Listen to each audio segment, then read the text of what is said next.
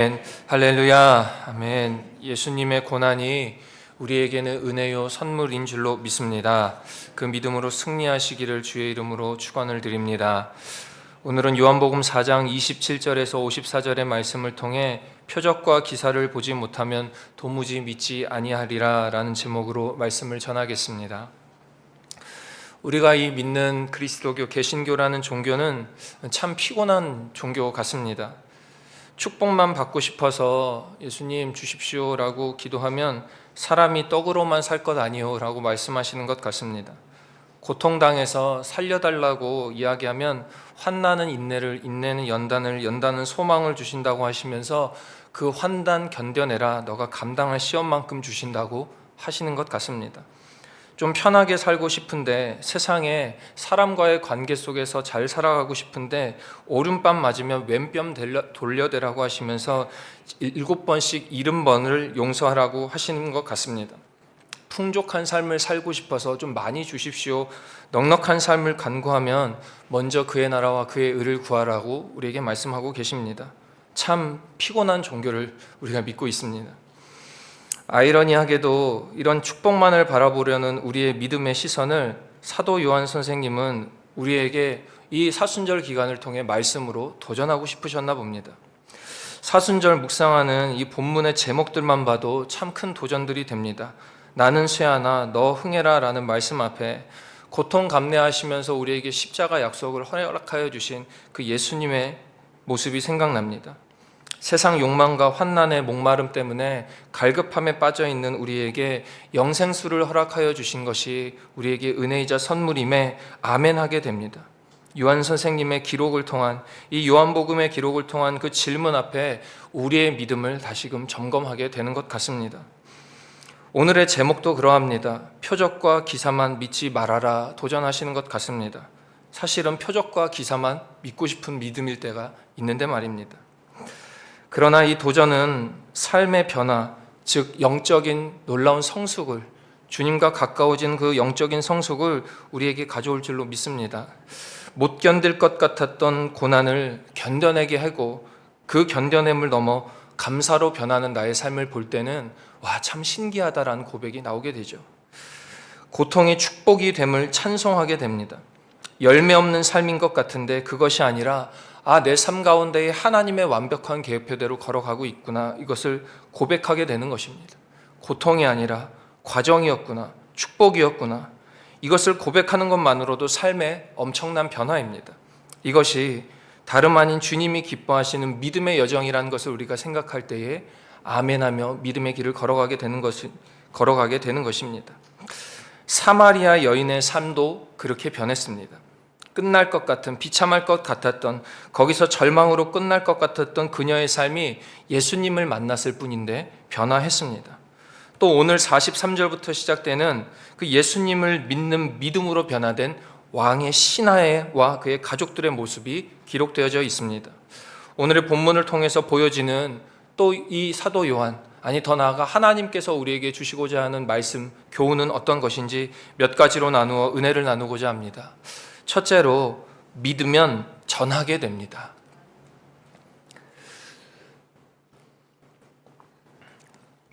예수님을 만나 목마르지 않는 생명수를 마신 그 사마리아 여인은 오늘 말씀에 보면은, 자세하게 보면은 엄청난 삶의 변화를 보여줍니다. 28절입니다. 여자가 물동이를 버려두고 동네로 들어가서 사람들에게 이르되, 29절, 내가 행한 모든 일을 내게 말한 사람을 와서 보라, 이는 그리스도가 아니냐 하니, 이렇게 이야기합니다. 물동이를 버려두고 물을 기르러 왔던 여인이 우선순위가 바뀐 것입니다. 본인이 하려고 했던 물동이를 버려두고 무엇을 하느냐, 동네로 들어가서 사람들에게 일렀다는 겁니다. 사람을 피하여 한낮에 물을 길르러 왔던 비참한 여인, 이 사마리아 여인이 동네에 본인이 직접 제 발로 들어가 사람들을 찾아 이야기하기 시작했습니다. 자신을 멸시했던 사람들입니다.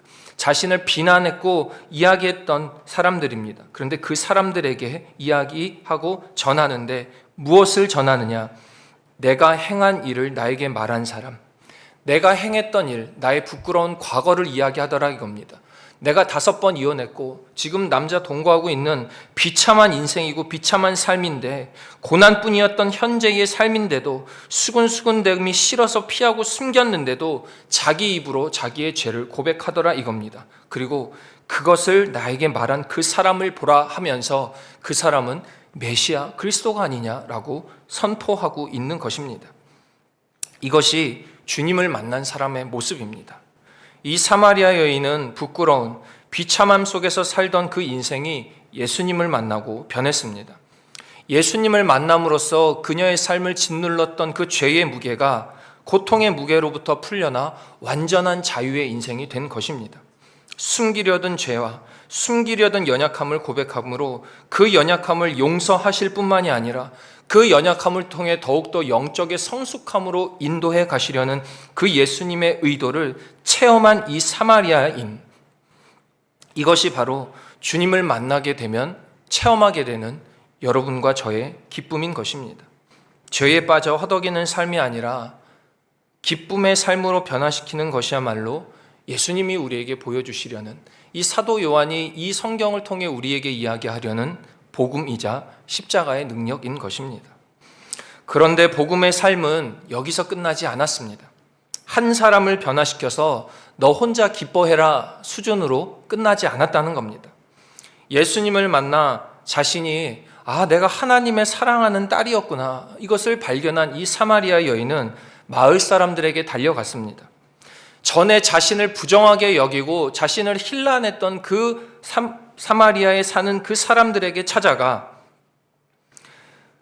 피했던 그 사람들에게 찾아가 자신의 감격을 온전히 전했습니다. 상황이 변한 것은 없었습니다. 자신은 여전한 부정한 여인의 과거를 가지고 있는 사람이었고, 그 사람들도 어떻게 보면 자신을 힐난하고 비난하는 이야기하는 사람이었을 것입니다. 그러나 상황은 변한 것이 없었지만 그 사마리아 여인 마음속에 심겨진 이 복음의 씨앗은 그 여인의 옛 사람과 과거를 벗어내고 복음 전하는 사명자로 만들어낸 것입니다. 자, 이 전함의 결과가 어떻게 되었는지를 오늘 본문 39절은 이렇게 설명하고 있습니다. 39절입니다. 여자의 말이 내가 행한 모든 것을 그가 내게 말하였다 증언하므로 그 동네 중에 많은 사마리아인이 예수를 믿는지라. 할렐루야. 아무것도 아니었던 사마리아 여인이 그 믿었을 때의 그 삶의 풍성한 하나님의 위로와 축복이 가득함으로 변하였고, 그 동네에 그것을 믿는 자가 일어났다는 역사가 일어난 것입니다.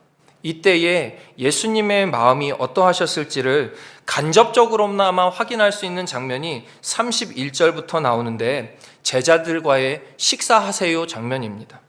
그냥 제가 지은 겁니다. 31절에 제자들이 예수님 식사하세요 이렇게 부르십니다.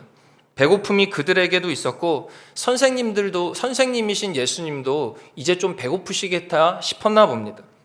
그런데 제자들의 그 요청 앞에 예수님이 이렇게 대답하십니다. 34절부터입니다. 예수께서 이르시되 나의 양식은 나를 보내신 이의 뜻을 행하며 그의 일을 온전히 이루는 이것이라. 35절 35절 하반절입니다. 너희 눈을 들어 저 밭을 보라 추수하게 되었도다. 36절입니다. 거두는 자가 이미 삭도 받고 영생에 이르는 열매를 모으나니 이는 뿌리는 자와 거두는 자가 함께 즐거워하더라. 내 사명은 복음 온전히 전하러 온 일인데 제자들아 봐봐, 복음의 씨앗을 뿌린 결과 추수하게 되었어. 뿌리는 자와 거두는 자가 함께 즐거워하고 있어. 나 밥 안 먹어도 배불러. 이렇게 제자들에게 자신의 마음을 말씀하고 계신 것입니다. 사마리아 여인을 통해 보여주셨던 예수님의 그 영적인 여정의 과정은 그 결과 예수님의 나 밥 안 먹어도 배불러, 이러한 즐거움의 고백을 낳게 되는 것입니다. 사랑하시는 여러분, 우리의 삶에도 이러한 여정이 있어야 될 줄로 믿습니다. 우리 한 사람으로 변화해 우리 가운데 채워진 위로와 기쁨이 우리 자신만을 변화시켰을 뿐만이 아니라 우리 주위를 변화시켜 그것이 예수님께서 밥 안 먹어도 배불러 라는 기쁨을 듣게 된다면 그것이 여러분과 저의 축복과 기쁨이 될 줄로 믿습니다. 둘째로, 믿으면 순종하게 됩니다. 오늘 43절부터는 장소와 등장인물이 변경됩니다. 장소는 갈릴리, 등장인물은 왕의 신하와 죽을 병 걸린 아들입니다. 당시 왕의 신하라는 직책은 왕을 섬기는 굉장한 고위 관리직입니다. 재물도 돈도 많았을 것이고 힘도 있었을 것입니다. 세상 기준으로 보면 아쉬울 것 하나 없는 이 사람에게 한 가지 필요했는데 아들의 건강이었습니다. 죽을 것 같은 사랑하는 아들의 모습에 아마 용하다는 의사도 자신의 능력과 돈을 발휘하여 찾아봤을 것입니다. 아무것도 할 수 없는 막다른 벽에 다다랐을 때에 그는 예수님의 소식을 들었습니다. 그리고는 어떻게 했는가? 47절에 한 단어가 나오는데 47절 청하되, 원문의 성경을 보면 간절하게 끈질기게 애원했다라는 표현입니다. 고위급 관료가, 고위급 관리직이 그냥 한낱 허름한 복장을 입은 예수님에게 간절하게 애원했다는 것입니다. 그러면서 한 가지 말을 덧붙이는데 내려오셔서, 자신의 아들이 있는 그 집으로, 고향으로 내려오셔서입니다. 이 지금 현재 예수님이 계신 가나라는 지역과 이 아들이 있는 것으로 이야기한 가버나움 지역까지는 약 20마일, 그러니까 32km 정도 떨어진 거리입니다. 거기까지 예수님 내려오셔서 자신의 아들을 고쳐달라는 겁니다. 그 이야기를 47절과 49절에 두 번에 이어합니다. 이러한 왕의 신하의 요청에 예수님이 무엇이라고 대답하시면 50절입니다. 예수께서 이르시되 가라, 내 아들이 살아있다 하시니. 왕의 신하에게 어려운 일이었습니다. 그 먼 길을 찾아가서 이 고위 관리직이 자존심도 내려놓고 예수님을 만나 붙잡으면서 간청하며 애원하며 우리 집, 저 걸어서 8시간 걸리는 우리 집에 가서 내 아들 좀 살려주십시오 라고 간청하는 이 고위 관리직, 이 왕의 신하에게 예수님께서 가라 라고 말씀하고 계신 것입니다. 가서 다시 확인하고 다시 오기에는 너무 많은 시간이 걸릴 것 같아 두려움이 있었을 것 같은데, 그러나 예수님의 마음은 이 왕의 신하의 마음을 테스트하고 싶으셨나 봅니다. 단지 죽을 병도 능히 고치시는 그저 한낱 유대인 선생을 믿는 믿음의 수준을 넘어서 정말 너 인생을 구원할 구원자로 보느냐. 그리고 이 신하의 모습, 그 예수님의 테스트 앞에 보여지는 신하의 모습을 성경은 계속해서 이렇게 증거합니다. 50절 하반절입니다. 그 사람이 예수께서 하신 말씀을 믿고 가더니, 순종했다는 겁니다. 믿고 갔다는 겁니다. 가라라는 그 예수님의 말씀에 따지고 묻지도 않고 믿고 갔다는 겁니다. 사랑하시는 여러분, 우리 삶에 믿고 가는 거면 다 되는 줄로 믿으시길 바랍니다. 집으로 가는 도중에 집에서 달려오는 사람을 만났더니 아들이 열이 내린 것을 보았고, 무엇보다도 예수님께서 말씀하신 딱 그 시간에 열이 내린 것을 확인했습니다. 그 사건으로 이 사마리아 여인을 통해 개인의 변화, 축복뿐만이 아니라 그 사마리아 지역의 변함을 원하셨듯이 이 왕의 신하의 아들이 받은 축복뿐만이 아니라, 치유뿐만이 아니라 그 가정이 예수를 구원자로 믿게 되는 축복이 있더라 이겁니다. 이 순종이 믿음에 대한 온전한 반응이 되어야 됩니다. 의심이 있으면 온전한 믿음이 안 됩니다. 기도하는데 이거는 예수님이 들어줄 것 같은데, 기도하는데 이거는 주님이 안 들어줄 것 같은데 하는 의심 없는 기도는 믿음이 아니요 순종이 아닙니다. 그러나 그저 믿음을 따라 가라 하는 말씀 가운데에 믿고 가는 순종이 있을 때에 고침받는 것을 넘어 구원을 확증하게 되는 놀라운 축복이 있게 된다는 것입니다. 순종함으로 축복을 누리시는 여러분과 제가 되기를 주의 이름으로 축원합니다. 끝으로 기적이 아닌 예수님을 믿어야 합니다. 오늘 요한 선생님은 이 본문을 작성하시면서 이 기적의 장소 갈릴리에 대해서 몇 가지 표현을 덧붙이십니다. 44절, 앞으로와 44절인데 선지자가 고향에서는 높임을 받지 못한다고 예수님이 친히 말씀하신 것을 성경에 기록해 두었습니다. 조금 더 내려와서 46절에는 예수께서 다시 갈릴리 가나에 이르시니 전에 물로 포도주를 만드신 곳이라 기록합니다. 그러니까 요한복음 2장에 있었던 가나의 혼인잔치에서 물로 포도주를 바꾸신 그 기적을 베푼 장소 갈릴리임을 다시금 이야기하고 있습니다. 그런데 이 고향 갈릴리 가나에 대해 예수님의 마음이 좀 불편하셨던 것 같습니다. 그러니 이 고향에서 높임을 받지 못한다 표현하고 계십니다. 사실 오늘 말씀을 보면 예수님은 갈릴리에 들어가시면서 환영을 받으셨습니다.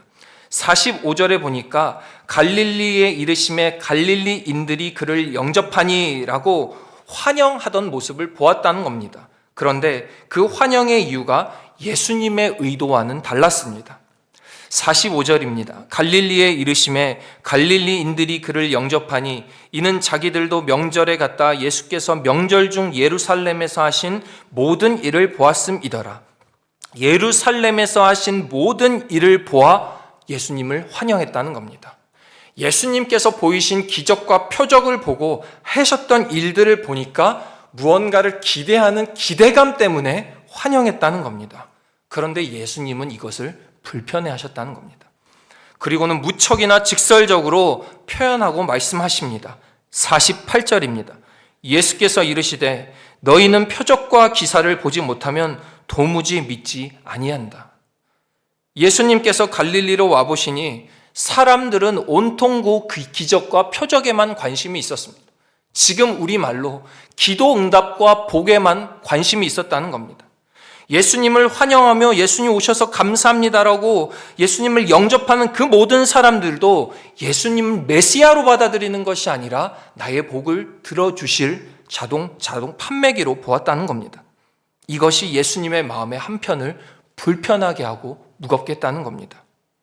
사랑하시는 여러분, 우리는 기적을 믿으려고 합니다. 아니, 기적을 바랄 때가 많이 있습니다. 우리 삶의 열매로 하나님 살아계신 것을 측정할 때가 분명히 있습니다. 그러나 여러분, 예수님은 기적이 아닌 그 기적을 베푸신 예수님을 믿기를 원하고 계십니다. 오늘 기도하시면서 우리의 믿음을 점검해 보시기를 바랍니다. 내가 바라는 것은 기적인가, 기도의 응답인가, 아니면 나를 구원하실 예수 그리스도인가? 예수님께서 오늘 이 48절의 말씀을 통해 우리에게 오늘 도전하고 계신지를 모르겠습니다. 너희는 표적과 기사를 보지 못하면 도무지 나를 믿지 못하니? 라는 질문 앞에 오늘 여러분이 주님 앞에 올려드릴 대답은 무엇입니까? 오늘 그 대답을 주님 앞에 온전하게 올려드리시며 주님 주시는 축복을 마음껏 누리시는 여러분과 제가 되기를 주의 이름으로 축원합니다. 기도합니다. 자비하고 은혜로우신 하나님 아버지, 주님의 질문 앞에 한없이 연약해지는 우리의 모습을 보게 됩니다. 우리를 긍휼히 여겨주시고 그래도 주님을 붙잡을 수밖에 없는 우리를 꽉 안아 주시옵소서. 기적이 아닌 예수님을 바라보게 하여 주시고 복이 아닌 십자가 보혈의 능력을 의지하게 하여 주시고 그때에 가라 하는 말씀에 아멘 순종하는 우리 모든 광림의 권속들 되게 하여 주시옵소서. 정성껏 드리는 예물 기쁘게 받아주시고 하늘 양식으로 우리 삶에 가득히 채워 주시옵소서. 예수 그리스도의 이름으로 기도하옵나이다. 아멘. 이 시간 함께 기도